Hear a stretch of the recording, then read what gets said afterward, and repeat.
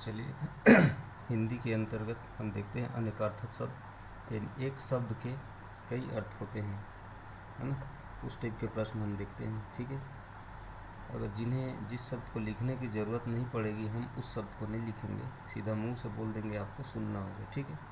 जैसे अर्थ है, अर्थ का मतलब धन भी होता है ना। आर्थिक स्थिति ठीक नहीं होना मतलब वो उसकी धन दौलत का उसको प्रॉब्लम है। तो इस प्रकार अर्थ यानी धन, मतलब क्या अर्थ है तुम्हारा, कारण, किस लिए लिए, तो ये हो गया अर्थ का। इसी प्रकार अंक, अंक एक अंक मतलब होता है संख्या का अंक, ठीक है। चिन्ह, भाग्य, तुम्हारा अंक कैसा है, भाग्य कैसा है, तो हम अंक का यहाँ पे लिख देते हैं कुछ, ठीक है। अंक, भाग्य भी होता है, अंक का मतलब भाग्य, है ना। उसके बाद हम लिखते हैं अक्ष का, क्या लिखते हैं, अक्ष का। तो अक्ष यानी आँख होता है, सर्प होता है, तो सर्प को याद रखिएगा, सर्प भी होता है इसका मतलब, है ना।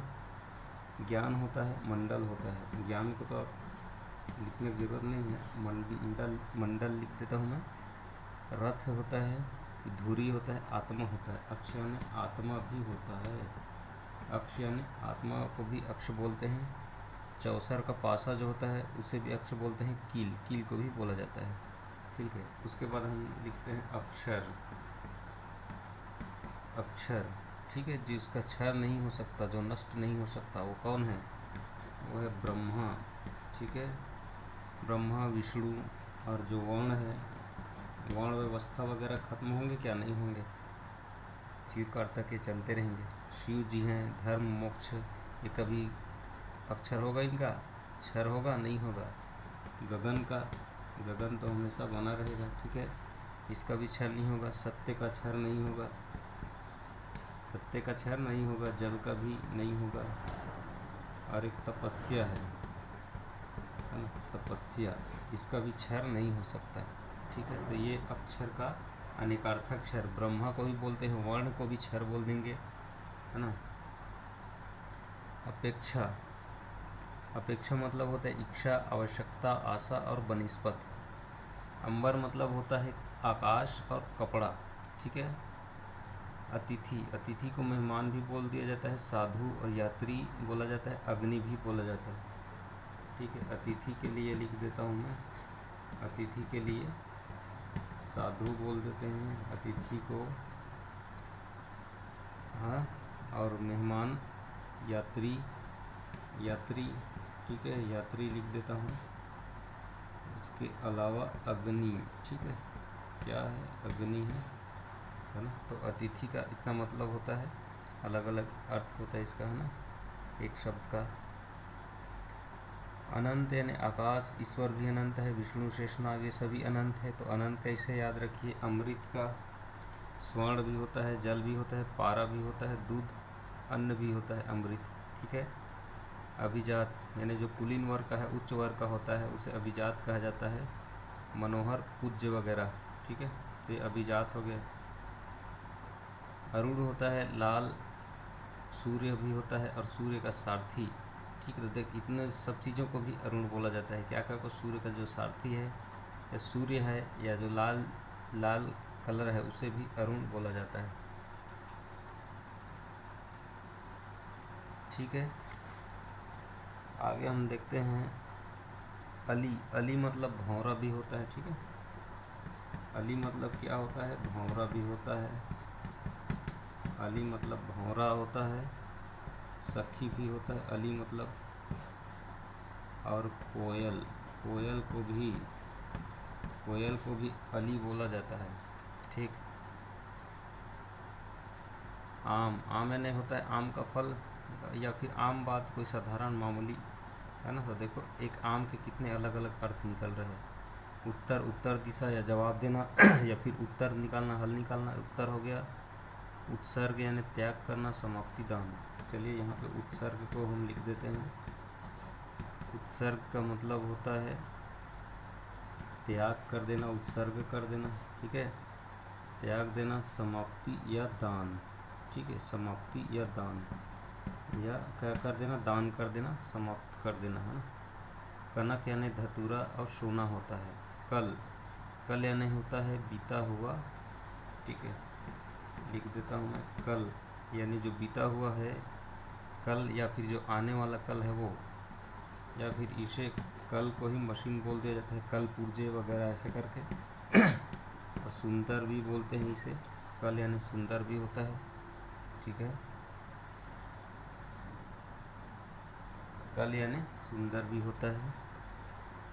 उसके बाद है अपना कला, कला यानी अंश होता है, कार्य को अच्छी तरह से करने वाला भी होता है। कला यानी अंश या फिर कार्य को अच्छी तरह करने वाला। कर यानी हाथ होता है, सूंड किरण टैक्स होता है, ठीक है, कर, कर यानी हाथ भी होता है, हाथ, सूंड भी होता है, सूंड, ठीक है, सूंड को भी कर बोल देते हैं। और एक किरण होता है, और इसके अलावा जो हम टैक्स देते हैं उसे भी कर बोला जाता है ना, टैक्स, ठीक है। तो हाथ, सूंड, किरण, टैक्स, ये कर के अर्थ हुए, ठीक है, अनेकार्थक। कोट यानी पहनने का कोट, या फिर एक जो होता है कोट किला, ठीक है, वो होता है। कोटि यानी धनुष का सिरा या श्रेणी या करोड़, ठीक है, यहाँ पे कोटि का लिख दो। कोटि होता है धनुष का सिरा, ठीक है, क्या होता है, धनुष का सिरा होता है कोटि का मतलब। और क्या होता है, श्रेणी भी होता है, किस श्रेणी का आदमी है, किस श्रेणी है, कोटि ऐसे टाइप का। और करोड़, ठीक है, ये कोटि हो गया। कुशल आता है उसके बाद, कुशल यानी खैरियत तो है, कुशल है ऐसे टाइप करके बोलते हैं, तो वो कुशल हो जाता है।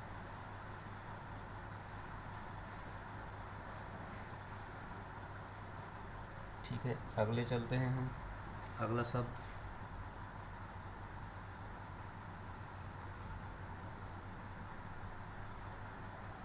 शब्द हम देखेंगे खर। खर यानी दुष्ट आदमी, गधा, एक राक्षस भी होता है, ठीक है। तो ये खर आप इस तरीके से याद रखेंगे। खग यानी पक्षी होता है, तारा होता है, ठीक है। तो खग को हम लिखते हैं, चलो, खग मतलब होता है पक्षी, तारा, ठीक है, खग यानी पक्षी, तारा, गंधर्व और बाण, ठीक है, गंधर्व। और क्या होता है, और होता है बाण इसी को, ठीक है। जैसे बाण देखो तो बाण भी पक्षी की तरह उड़ के चला जाता है ना, आप छोड़ोगे धनुष से तो बहुत रफ्तार से चला जाता है, तो इसीलिए उसको भी पक्षी के दायरे में लाया जाता है, खग से, खग बोला जाता है। तारा एक क्षण दिखाई देता है, शट शट इधर उधर, है ना। कोटि, अब आगे देखते हैं। खल, खल क्या होता है दोस्तों, खल यानी दुष्ट भी बोल सकते हो इसे भी।